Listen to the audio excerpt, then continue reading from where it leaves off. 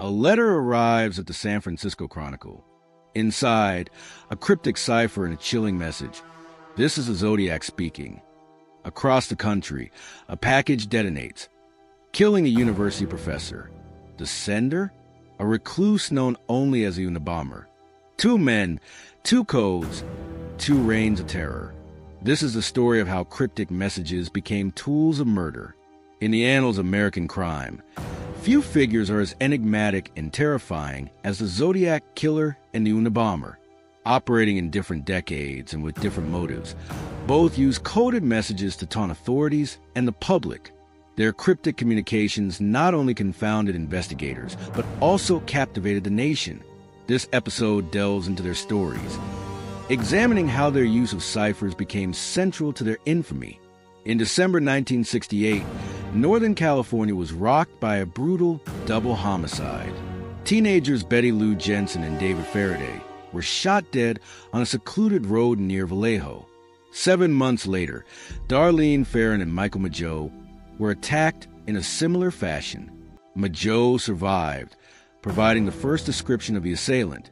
On August 1st, 1969, 3 newspapers received nearly identical letters from someone claiming responsibility for the murders. Each letter included 1/3 of a 408-character cipher, which the sender claimed contained his identity. He demanded the ciphers be published, threatening further violence if they were not. A week later, a high school teacher and his wife cracked the cipher. It revealed a disturbing message about enjoying killing and collecting slaves for the afterlife. However, the killer's identity remained concealed. The Zodiac struck again, attacking Brian Hartnell and Cecilia Shepard at Lake Berryessa in September 1969. Shepard died from her injuries. Hartnell survived. The killer left a message on their car door, including a cross-circle symbol and dates of previous attacks. In October, cab driver Paul Stein was shot in San Francisco. The killer mailed a piece of Stein's shirt to the Chronicle, confirming his claim.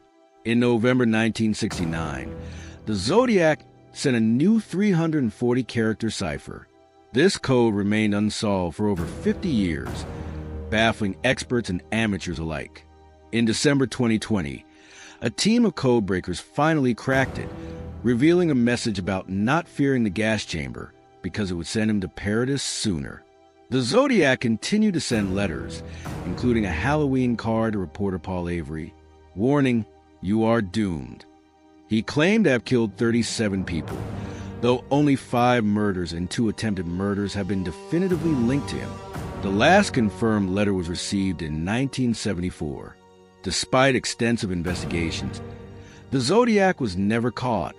One prominent suspect was Arthur Lee Allen, a convicted sex offender. However, no conclusive evidence linked him to the crimes.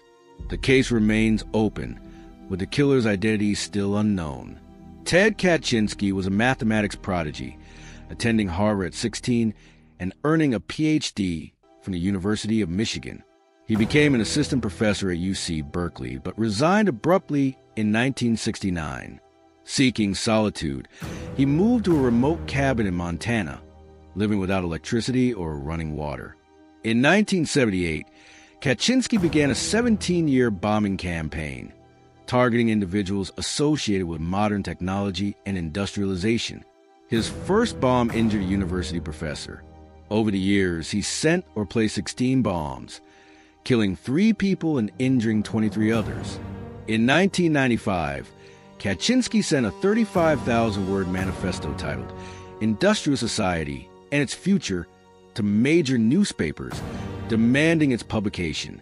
He argued that technological advancement was eroding human freedom and advocated for a return to a simpler agrarian lifestyle.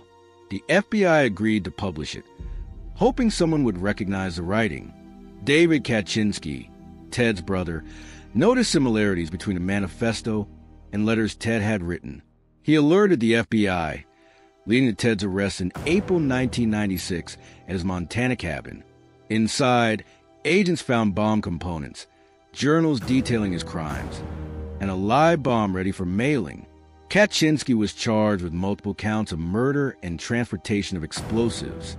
He pleaded guilty to all charges in 1998 to avoid the death penalty and was sentenced to life imprisonment without parole. He died by suicide in his prison cell in 2023. The Zodiac Killer and the Unabomber use coded messages not only to conceal their identities, but also to instill fear and assert control. Their cryptic communications challenged law enforcement and captivated the public. Despite the passage of time, the mystery surrounding their cases continue to intrigue and haunt us. Thank you for joining us on this episode of State of Crime. If you found this story compelling, please subscribe, and share. Stay tuned for more deep dives into the darkest corners of true crime.